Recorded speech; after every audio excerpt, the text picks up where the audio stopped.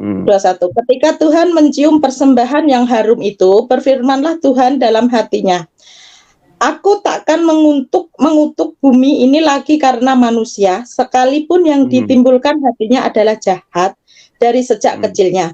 Dan aku tak akan membinasakan lagi segala yang hidup seperti yang telah kulakukan. Terus? Nah, pertanyaan saya, ketika Tuhan berfirman dalam hati, ini yang mendengarkan siapa ini?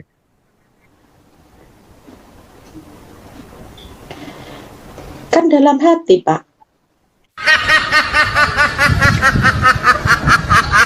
Ya Hadi, ya Bashir, ya Tabibi, Nabiyullah khairu khalqi jami'an, lahu a'la manasibi wal marati, salatullahi ma lahat kawaki ala man khairi ma. Once again, I try. Bismillahirrahmanirrahim. Assalamualaikum warahmatullahi wabarakatuh. Kami yang dirahmati Allah. Semoga Allah senantiasa curahkan segala rahmat, segala nikmat yang berkepanjangan dan tiada berhujung dari dunia hingga akhirat. InsyaAllah. Dan Allah pun kumpulkan kita para kaum muslimin di bawah naungan Rasulullah beserta para nabi, beserta para orang-orang yang Allah kasih, Allah sayangi, Allah cinta, insyaAllah di bawah naungan Rasulullah kelak di mana tiada naungan selain daripada naungannya, insyaAllah. Amin, amin, Allahumma amin. Kaum muslimin, pada kesempatan sore hari ini ya, siang menjelang sore ini, saya akan mengunggah sebuah video di mana video ini mengisahkan tentang bagaimana dahulu ya pendeta Manugulu yang suka menghadirkan murtadin zaman dahulu ya. Nah, jadi pernah ketika mereka itu membahas Islam tentang bagaimana poligami dan segala macamnya ya, lalu datanglah para umat muslim ini ya, yang tadinya tidak tahu tentang bagaimana murtadin itu berkesaksian di tempatnya Manugulu itu ya, di channel-channel YouTube tuh. Jadi saya nampak kala itu jadi kami permalukan mereka ya dengan argumentasi melalui kitab mereka sendiri. Oke, demikian kaum muslimin videonya. Ya, sebentar, linknya kami taruh di live chat. Silakan bagi teman-teman yang mau masuk, silakan. Ya, apalagi yang mau ditanyakan ini? Ya.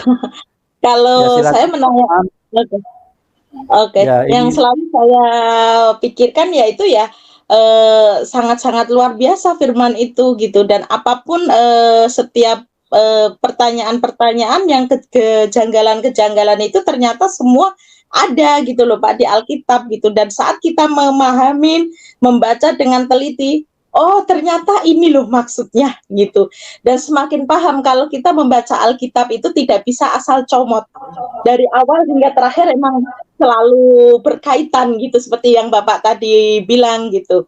Kalau memang nggak bisa asal comot ya, kalau terkadang kan dari seberang kan mereka menyerangnya, oh ini ayat ini nih bilangnya kan gitu ya Pak ya, bahkan dibilang itu ada Pak satu dia membahasnya gini Pak, kalau orang Kristen juga sama, Tuhannya juga bilang kalau meninggal nanti dapat istri 100 kali lipat gitu. Nah itu di mana tuh upah pengikut Tuhan Yesus itu loh Pak, itu lupa saya di kitab apanya itu, selalu juga kami perdebatkan juga Pak gitu.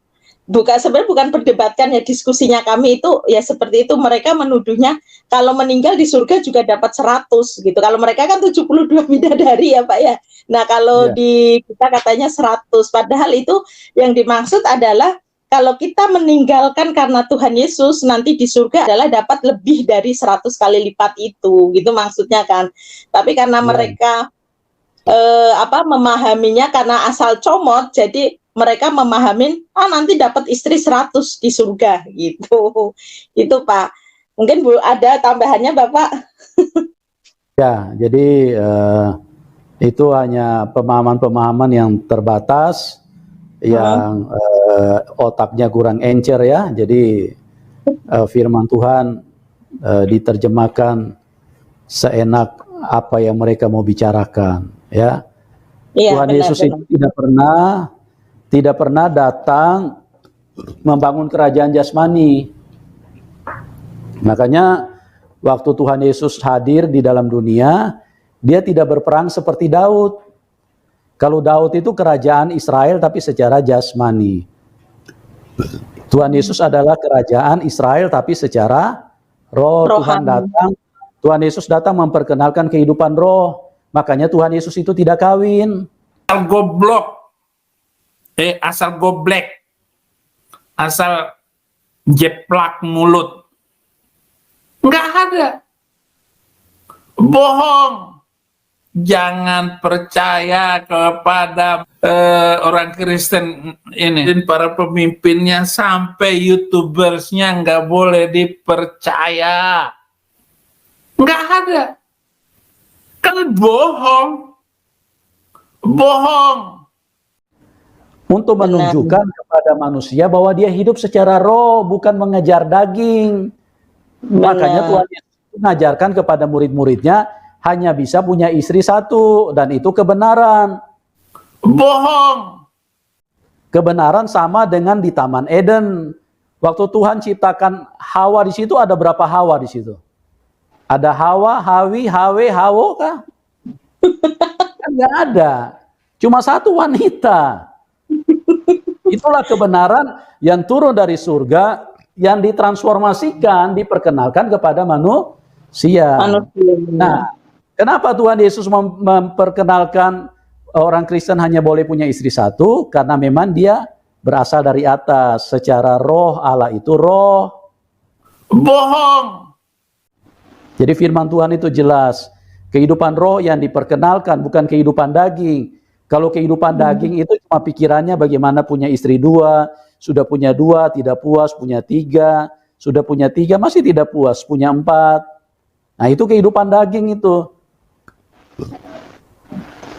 Sampai pulang ke surga pun masih mau mikirin daging. Itu orang-orang yang tidak layak. Karena Tuhan itu roh. Bohong. Benar. Ya.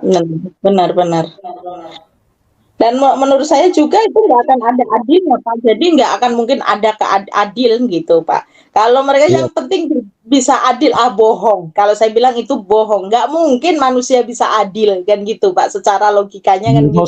Mustahil. Ya, mustahil. Ya. Kita sama diri kita sendiri saja tidak bisa adil. Benar. Bohong. Bisa adil. Benar. Diri kita sendiri saja kita nggak bisa adil. Hari ini kita mungkin bisa makan 3 kali, 4 kali. Besok apakah kita sama? Tidak. Benar. Takarannya sama? Tidak. Benar. Hari ini kita jalan kerja misalnya 8 jam. Belum tentu besok 8 jam. Diri kita sendiri tidak bisa adil. Benar. Bagaimana bisa berbagi dengan orang lain? Itu tidak mungkin. Benar. Benar, Pak. Sangat manusia bisa adil, ya. Benar. Itu cuma alasan aja untuk mengiyakan aja sih menurut saya sih ya Pak ya. Jadi tidak ada yang mungkin bisa adil, dan mana ada wanita mau dimadu. Bohong aja kalau bilang ada, sedangkan di situ juga nggak ada lah Pak gitu. Makanya kalau ada itu terpaksa karena dia butuh uang. Mungkin dia juga sudah tua. Atau mungkin dipukuli. Jadi mau tidak mau dia ikuti aja. Ya, oke, kita akan mulai dengan ruang interaksi. Ya, catatannya kita tidak boleh menghakimi ya, tidak boleh menghina, dan tidak boleh menghakimi, baik kepada pribadi, kelompok ataupun agama-agama yang lain. Oke, kita mulai dari Muhammad Ali. Selamat malam, Pak. Selamat malam, Bapak Pendeta Mandubulu. Ya, malam. Begini Bapak Pendeta, saya mau bertanya tentang perihal anak domba ini tadi ya. Saya jadi bingung tentang perihal anak domba ini. Apakah Yesus itu diibaratkan anak domba? Ya, betul. Anak domba. Betul ya, anak domba. Lalu Saya juga dengar tadi bahasanya Bapak Pendeta mengatakan Yesus tidak kawin, benar? Betul. Nah, tolong Bapak bukakan Wahyu 19 ayat 7. Wahyu 19. Wahyu 19 ayat 7. Wahyu 19 ayat 7. Sebentar. Ya, Sebenarnya silakan banyak Anda yang mau saya bahas tuh, tapi kan kelamaan nanti. silakan Anda bacakan, silakan. Dari pihak Bapak Pendeta saja yang bacakan biar semuanya Ya udah, dengar. saya bacakan ya, Pak, Biar ya. tidak kesannya. Silakan bacakan. Iya. Wahyu 19 ayat 7 ya Pak ya. Marilah kita bersukacita dan bersorak-sorai dan memuliakan Dia karena hari perkawinan anak domba telah tiba dan pengantinnya telah siap sedia. Itu Pak. Nah, jadi anak domba ya benar. Jadi anak domba itu kawin ya Bapak Pendeta? Ya, kawin di sini bukan kawin dagingnya ya. Di situ kita harus mengerti bahasa kebenaran. Silakan. Oke Bapak Pendeta, saya rasa itu saja ya, karena memang saya dari tadi menyimak Bapak Pendeta, wah menyindir-nyindir agama lain ya. Jadi silakan Anda salto-salto dengan ayat itu ya. Karena saya dulu pernah bertanya pada Anda. Begini saya jelaskan.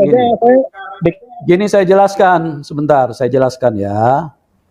Itu di situ tuh perkawinan anak domba ya. Kita ini punya logika harus cerdas.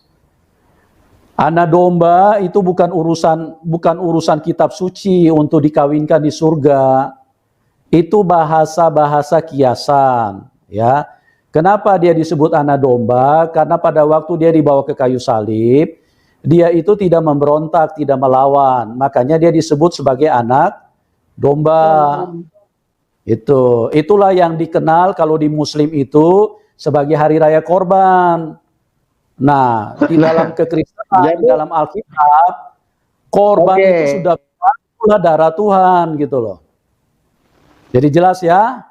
Jadi kalau misalnya Anda kurang paham, saya jelaskan kenapa seperti ada hari raya korban itu sebetulnya mengacu kepada pengorbanan daripada anak domba itu sendiri karena Tuhan tidak menginginkan darah binatang. Oke. Kalaupun umat Islam berkorban mengorbankan binatang. Ya, artinya ya sudah terputus. Bohong. Rasain lo.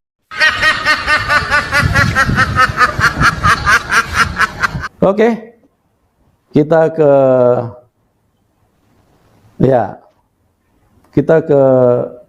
Rangga Susena. Ya. Selamat malam. Selamat malam. Iya, ini saya bertanya kepada Ibu Siti Aminah atau kepada Pak Manupulu ini? Iya, kepada saya boleh. Silakan. Kalau kepada Bu Aminah boleh nggak? Ya, bertanya aja dulu, nanti dijawab. Ya, tadi di awal saya masih ingat mengutip Lukas 2 ayat 11 ya. Bisa ditampilkan nggak ayatnya? Lukas berapa Pak? Ya, linknya penuh. Lukas 2 ayat 11. Lukas 2 ayat 11. Hari ini telah lahir bagimu juru selamat, yaitu Kristus Tuhan di kota Daud. Saya rasa terjemahan ini ada yang bermasalah, yaitu di kata Tuhan itu. Ya, karena ini bukan Theos ya, tapi ini Kurios ya. Bisa bacakan dari bahasa Yunaninya ya. Kurios menurut siapa? Nah, ini bentar. Menurut teks Bizantin, oti etexte umin semeron soter os estin Christos Kurios en polei David. Nah, di sini Kurios ya. Kalau di sini Theos saya setuju kalau itu Tuhan. Karena nanti ada di dalam Kejadian pasal 27 ayat 29 di sini Abraham disebut Kurios. Bangsa-bangsa akan takluk kepadamu dan suku-suku bangsa akan sujud kepadamu. Jadilah tuan atas saudara-saudaramu. Bahasa Yunaninya gini di dalam Septuaginta. Kai douleusa tosan soi etne kai proskunesos usin soi archontes kai ginou kurios. Nah, di sini Abraham juga kurios. Nah, Yesus kurios. Kenapa kok Abraham tidak jadi Tuhan kalau begitu? Ya gini. Ini gimana Bu Deborah? Mas Rangga, Sama-sama kurios kok, yang satunya gini. Tuhan, yang satunya bukan. Gini Mas Rangga, ya Anda kan bertanya di sini ya. Iya, saya bertanya. Anda Memang itu kan bertanya, ya. kalimat saya kalimat bertanya itu. Interrogatif ya. Bertanya. Ya oke, saya sudah kasih clue-nya di awal. Ya ini bukan ruang untuk berdebat, ya. Jadi kalau kita jawab, Ya, Anda tidak usah silakan dijawab. tidak usah memaksakan pendapat Ya, silakan Anda. dijawab karena sama-sama kurios kok, yang satunya. Ya, mau kurios kah, mau kuros kah, mau kures kah, mau kurais kah, bagi kami itu tidak urusan dengan kami. Dan harga mati firman Tuhan itu mengatakan Kristus itu adalah Tuhan. Ya. Jadi Iya, silakan kalau firman Anda dalam punya terjemahan pengalaman, Indonesia. iya, Dalam terjemahan Indonesia Tuhan, kalau dalam bahasa aslinya Tuhan itu.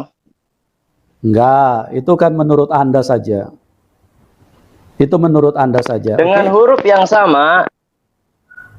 Ya, oke. Ini apa? Terputus. Bohong.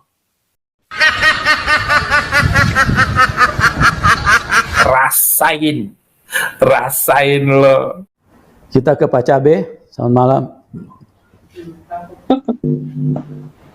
Halo, selamat malam. Malam Pak Cabe. Malam Pak. Oke, saya langsung ke pertanyaan. Sebagaimana tema pada malam hari ini, maka pertanyaan saya ke inti tema, yaitu sejak kapan Yesus itu menjadi Tuhan? Itu praktisnya atau jelasnya sejak kapan, Pak? Tadi kan sudah dibacakan ayatnya Pak, bahwa sebelum dunia ada dia sudah Tuhan. Dan dalam Yohanes 1 sudah dikatakan pada mulanya adalah firman. Firman itu bersama-sama dengan Allah dan firman itu adalah Allah. Yohanes 14 firman telah menjadi manusia. Jadi jelas ya bahwa dia adalah Allah, dia satu-satunya Allah, dan dia adalah firman itu sendiri. Makanya kan secara alkitabiah bahwa Yesus itu ada sebelum dunia itu ada. Tadi kan dikatakan seperti itu kan. Nah, tapi secara historis, kenapa Adam tidak pernah menyebut Tuhan Yesus? Kenapa Abraham tidak pernah menyebut Tuhan Yesus? Kenapa Musa tidak pernah menyebut Tuhan Yesus? Itu yang saya tanya. Karena begini Pak, gini saya jelaskan ya. Di dalam keesaan Allah, dia belum punya nama Pak. Ya, karena dia tidak punya teman, dia tidak punya sekutu, dia tidak punya ipar, dia tidak punya papa, dia tidak punya ibu, apalagi punya adik dan lain-lain. Di dalam keesaan dia, di dalam kesendirian dia tidak perlu nama. Saya punya nama Yusuf Manubulu, tapi kalau saya lagi sendiri, saya tidak butuh nama, karena tidak ada orang yang perlu panggil saya. Ya, di dalam keesaan Tuhan, di dalam kesendiriannya dia, keesaannya dia, tidak ada temannya yang mengajak. Kalau di dalam Ibrani kan, di dalam Israel kan disebut dengan Yahweh. Tidak ada yang mengajak dia, wewe kita main catur dong, sudah lama nggak ketemu. Wewe kita main volley dong, karena nggak ada teman, nggak ada sekutu Pak. Dia yang awal, dia yang akhir. Nah, jadi di dalam kealahan, di dalam kebesaran, dalam kemahakuasaan, dia tidak perlu nama. Kapan dia perlu nama? Pada saat dia menjadi manusia.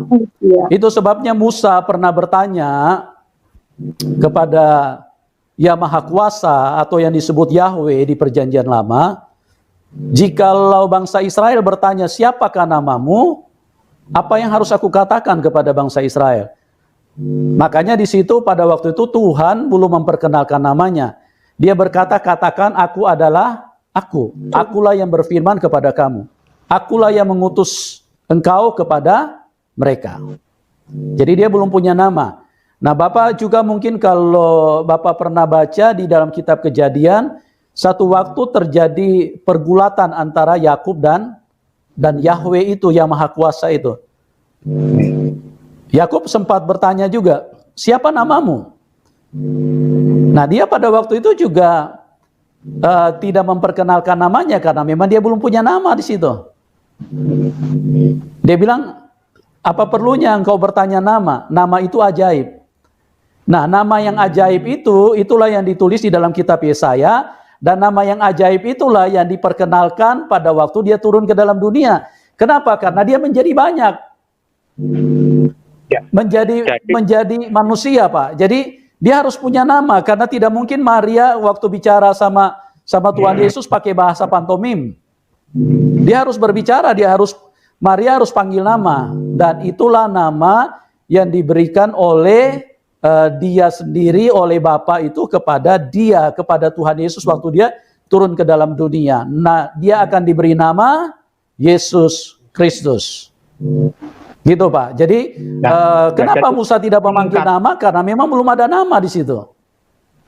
Karena di surga begini, Pak, begini saya jelaskan ya supaya penjelasannya lebih mantap. Di surga tidak ada pembuatan sertifikat.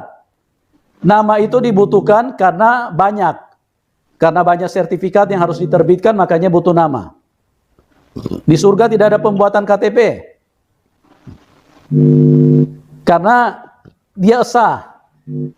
Nama itu dibutuhkan karena pembuatan KTP di sekolah, sertifikat, ijazah, terus apa lagi?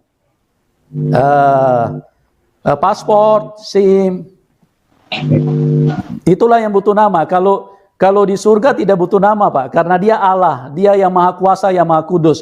Nah, satu lagi yang saya perlu tambahkan supaya kita menjadi jelas semua, Tuhan itu yang Maha Kuasa, tidak mungkin dia waktu berinteraksi dengan manusia kita memanggil dia dengan memanggil nama. Itu sangat tidak sopan, Pak.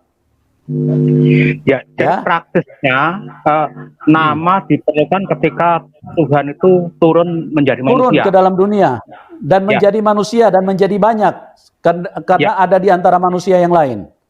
Terus tadi dalam awal-awal awal-awal presentasi ini dikatakan bahwa memang Yesus itu tidak pernah mendeklarasikan diri sebagai akulah Tuhan, tidak pernah seperti itu. Tapi itu adalah perkataan orang lain, dan perkataan orang lain itulah yang perlu dipercaya. Nah, betul. Pada waktu itu murid-muridnya Yesus itu kan mengatakan bahwa dia Tuhan.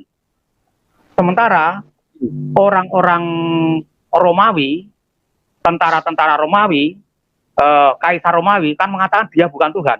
Nah, kan sama-sama kata orang gitu, Pak. Terus kira-kira punya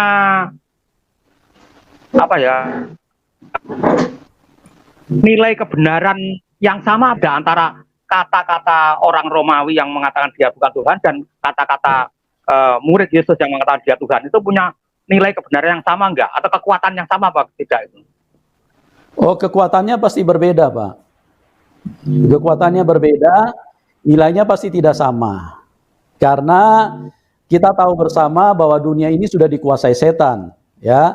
Jadi orang yang bisa memanggil Tuhan Yesus itu hanya orang yang dipilih, yang dijamah oleh Roh Kudus. Itu dijelaskan di dalam 1 Korintus 12 ayat 3. Tidak ada satu orang pun yang berkata bahwa Yesus adalah Tuhan kecuali oleh Roh Kudus. Jadi beda, Pak. Ya, maksudnya gitu. Tadi dijelaskan bahwa Yesus tidak pernah mendeklarasikan diri, tetapi itu dari kata orang lain yang kita justru lebih percaya pada kata orang lain daripada perkataan kita sendiri yang tidak bisa diuji. Itu perkataan orang lain lebih bisa lebih valid, lebih bisa dipercaya. Namun demikian kan ada dua sisi yang saya katakan tadi. Murid-murid Yesus itu semuanya mengatakan dia Tuhan. Tetapi pemerintah pada saat itu dan masyarakat Yunani pada umumnya mengatakan dia itu bukan Tuhan. Sehingga Betul. mereka Yesus sampai dihukum atau disalib itu kan karena mereka menganggap bukan Tuhan. Betul. Ya. Jadi Ya itu kan berarti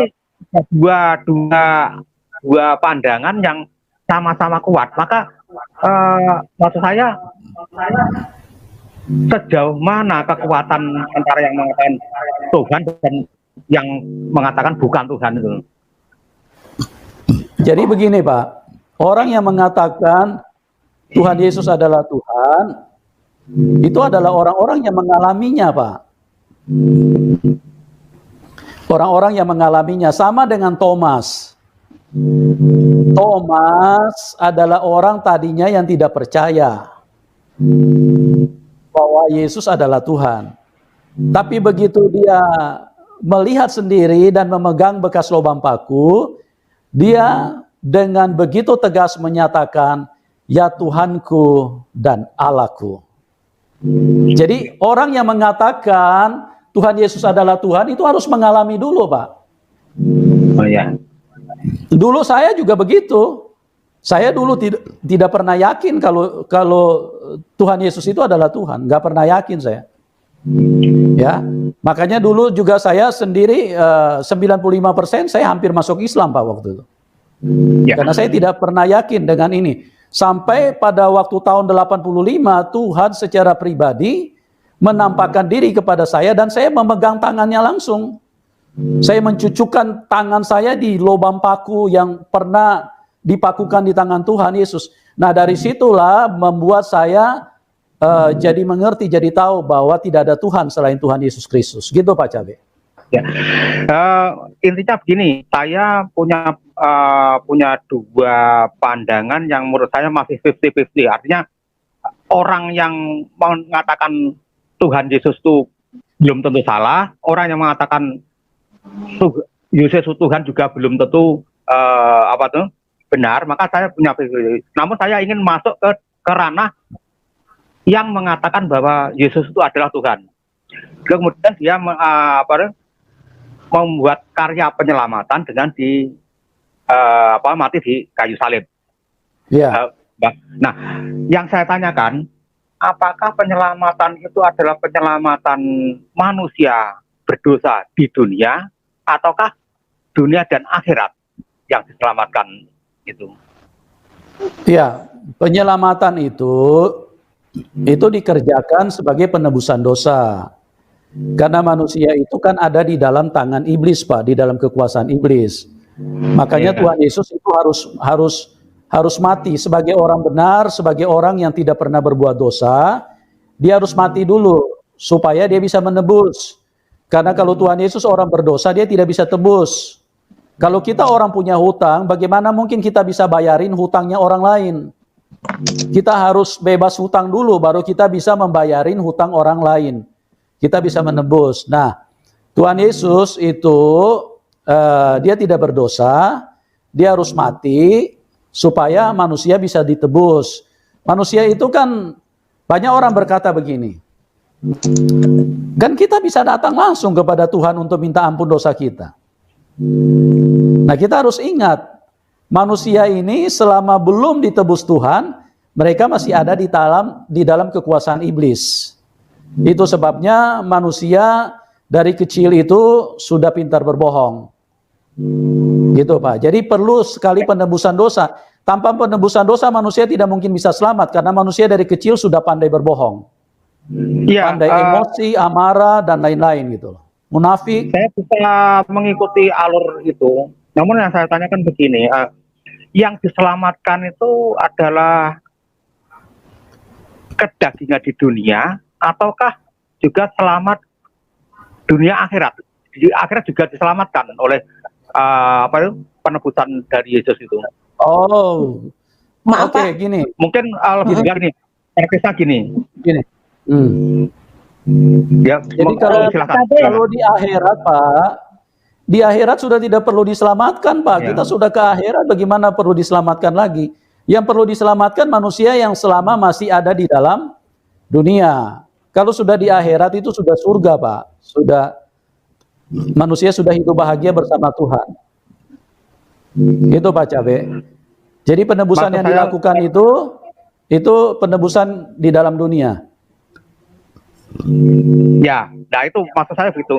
Kan penebusan di dalam dunia dengan apa itu? Karena dosa-dosa manusia, Yesus itu apa ya? Pikul salib, mulai pikul salib sampai di salib dan mati di kayu salib itu untuk penebusannya. Nah itu kan sebagai penebusan kesalahan manusia di dunia. Dan sedangkan di akhirat karena upah dosa itu adalah maut, apakah Yesus juga berarti di neraka untuk menebus dosa-dosa manusia agar tidak manusia yang berdosa itu tidak masuk ke neraka atau tidak binasa? Itu arah pertanyaan saya. Pertanyaannya kurang jelas Pak, gimana Pak? Apakah kalau di dunia Yesus menebusnya dengan pikul salib dan apa itu mati di kayu salib, itu untuk penebusan kesalahan atau dosa-dosa manusia di dunia. Nah, sedangkan kesalahan manusia itu seharusnya upah dosa dari manusia kan maut, harus ke neraka. Nah, di sini apakah Yesus juga menebus kesalahan manusia? Artinya menggantikan dosa-dosa manusia itu juga ke neraka juga, Yesus. Oh, kalau di neraka sudah tidak ada penebusan dosa, Pak. Kalau ada penebusan dosa di neraka, Tuhan Yesus nggak perlu mati di kayu salib. Enggak, maksudnya gini, apakah Yesus juga menggantikan manusia berdosa itu untuk masuk neraka? Itu maksud saya begitu. Oh iya, dia dibawa ke alam maut selama 3 hari. Berarti Yesus juga masuk ke neraka untuk menggantikan dosa-dosa manusia itu, menebus dosa-dosa manusia. Betul. Itu. Oke, Pak. Selama 3 hari dia ada di alam maut, Pak. Oke, Pak, terima kasih, itu saja mungkin bisa untuk yang pastinya. Terima kasih, Pak. Selamat malam. Oke, kita ke Mahadewa. Baik, Pak Yusuf. Selamat siang, Pak Yusuf. Selamat siang. Ya, selamat malam, Pak, di sini. Oh, malam di sana ya, Pak ya? Oh. Iya. Saya bertanya ke siapa, Pak? Ke Bapak atau ke Ibu Siti ini? Silakan aja, Pak. Pertanyaannya diajukan aja. Bapak posisi di mana nih? Saya di Amerika ini, Pak. Di Amerika. Oh ya, silakan. Ini, Pak, saya mau menanyakan mengenai masalah ayat Kejadian 8 ayat 21 itu, Pak. Ya. Bisa tolong dibacakan, Bu? Kejadian 8 ayat 21.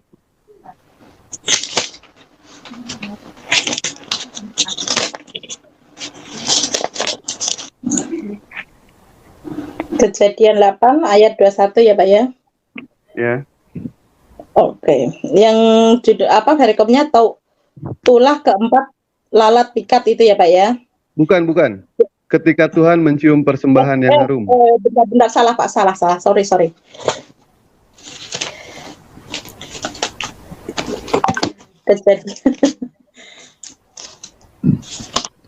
Oke. Kejadian 8 ayat 21. Oke. Oh ini ya. Air bah surut ya Pak ya? Bukan. Ketika Tuhan mencium ya persembahan yang harum.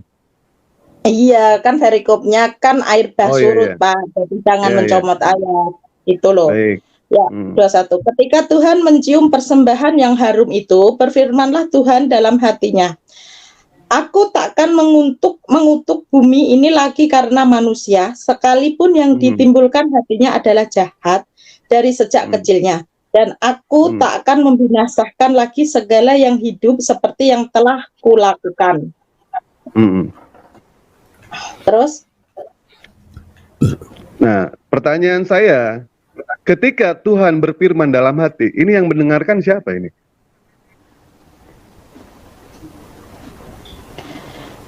Kan dalam hati, Pak.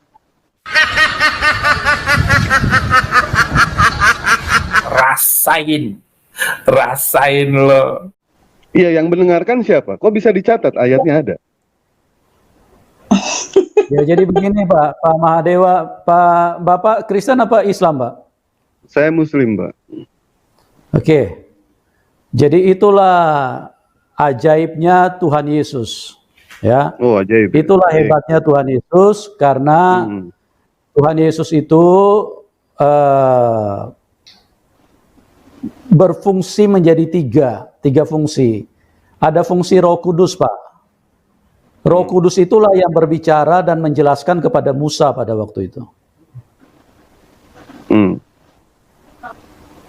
Terus? Gitu, Pak. Ya. Tidak ini Pak. Di sini bunyinya jelas Pak, dijelaskan di sini. Berfirmanlah Tuhan dalam hati. Ketika Tuhan berfirman Pak, siapa orang yang punya kapasitas untuk mendengarkan firman Tuhan ini? Sedangkan Ya, kita itulah sebagai Roh manusia saja Pak, sebagai manusia saja Pak, ketika kita berbicara dalam hati, tidak mungkin yang namanya kita itu bisa mendengar. Bapak berbicara dalam hati, saya tidak mungkin mendengar Pak. Mau setinggi apapun orang itu, mau sesakti apapun dia, baik itu seperti Angling Dharma ataupun Brahma Kumbara, ini tidak akan sanggup Pak untuk mendengar ketika Tuhan berfirman dalam hati. Begini Pak Mahadewa, itu kan kalau menurut logika manusia, menurut akal manusia. Tapi kalau menurut cara kerja Tuhan yang tidak terbatas, segala sesuatu itu mungkin. Tuhan itu satu, tapi dia tiga fungsi. Ada fungsi Bapa, Putra, dan Roh Kudus. Nah, Roh Kudus itulah yang berfungsi untuk menjelaskan kepada hamba-hambanya apa yang ada di dalam hati Tuhan. Itu. Makanya lantas yang mendengarkan siapa itu Pak? Siapa yang mendengarkan begini, siapa, siapa yang mengerti apa yang ada di dalam roh kita? Ya, roh kita sendiri. Nah, Roh Kudus itulah yang berbicara kepada Musa. Makanya Musa tulis itu. Musa tulis di dalam sebuah kitab. Itulah kitab Kejadian. Terus? Ya seperti itu, Pak. Tidak, Pak. Makanya begini, saya beritahu begini. Gini penjelasannya begini ya. Itulah di dalam kekristenan itu sangat sempurna, Pak. Makanya ada tiga fungsi. Bapa, Putra, dan Roh Kudus. Saya tidak menanyakan itu, Pak. Saya tidak menanyakan fungsi itu, Pak. Ya, begini, Pak. Tolong kalau saya lagi jelaskan, tolong Bapak diam dulu ya, supaya Bapak bisa paham. Silakan. Baik. Oke. Silakan. Kitab Kejadian itu ditulis setelah 2500 tahun dari manusia pertama. Ya, ditulis oleh Musa. Siapa yang memberitahu kepada Musa tentang kejadian di Taman Eden dengan manusia pertama? Yaitu juga Roh Kudus. Makanya di dalam kekristenan itu ada tiga fungsi. Ada fungsi Bapa, fungsi Anak, dan fungsi Roh Kudus. Nah, Roh Kudus itulah yang mengajarkan kepada hamba-hambanya cerita yang sebenarnya gitu loh. Lantas pada saat Tuhan berfirman dalam hati, apakah Nabi Musa bisa mendengarkan itu, Pak? Nabi Musa tidak mendengarkan, tapi Roh Kudus yang ada di dalam Allah itu sendiri, dia yang mengerti, dialah yang jelaskan kepada Musa. Di sini tidak ada penjelasan Roh Kudus, Pak. Di sini, Pak. Jadi Bapak jangan ngarang cerita. Di sini nggak usah ngarang cerita, Bapak. Di sini jelas disebutkan, berfirmanlah Tuhan dalam hati. Sebentar, Pak. Diam dulu. Bapak jangan memaksakan otak Bapak di sini. Bapak kan bertanya, saya jelaskan. Bapak kalau tidak percaya, ya Bapak silakan keluar dari link ini. Bukan gitu tidak percaya, Pak. Justru di sinilah. Ya, artinya susah ya dijelaskan sejelas apapun, tetap aja mereka nggak bisa nangkap. Ya, mereka bertanya, dijelaskan, tapi ini ngotot dengan otak. Otak manusia cuma sebesar Bapak, mana bisa mengerti sih? Bohong. Rasain lo.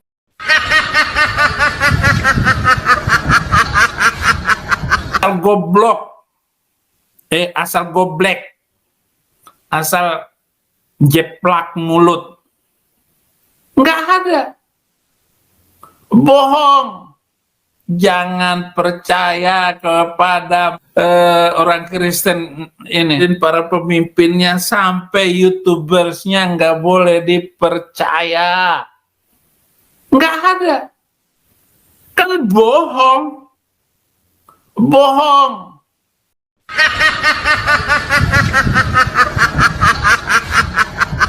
Nah, demikian tadi kamu ini yang dimana orang-orang kafir itu ya kita permalukan dengan isi kitab mereka sendiri yang konon katanya ya setiap pertanyaan katanya kitab mereka nih ya, kitabnya orang Kristen nih, Bible namanya ya, atau Biblos namanya, bukan bukan Alkitab. Alkitab itu bahasa bahasa Arab ya, yang mereka kutip, mereka colong untuk menamai kitab mereka. Itu katanya bisa menjawab dari segala apa yang dipertanyakan. Ketika dihadapkan dengan pertanyaan yang ada tertulis di kitab mereka, mereka bingung ya, pada akhirnya mereka ngarang cerita kaum muslimin ya, dengan berbagai macam dalih-dalih, silat lidah ya, pusing sana pusing sini, akhirnya dikik kan begitu. Jadi mereka itu ketakutan. Tapi sekarang sudah tidak laku lagi ya, murtadin kesaksian itu, karena memang settingan itu, bodong ya, murtadin settingan. Mereka bukanlah seorang murtadin, melainkan memang Kristen dari semenjak awal mula. Kalaupun ada yang mengaku murtadin itu mungkin dahulu mereka menikah dengan umat muslim lalu bercerai ataupun berpisah, setelah itu kembali ke Kristen lagi, begitu ya. Tapi mengaku murtadin ya tidak, itu namanya kembali ke asalnya, kembali kepada kekafirannya, karena pada awalnya dia kafir, mereka itu kafir gitu. Oke, demikian saja kaum muslimin yang dapat saya sampaikan, dan saya akhiri video saya ini. Wassalamualaikum warahmatullahi wabarakatuh. يا هدي يا بشير يا طبيبي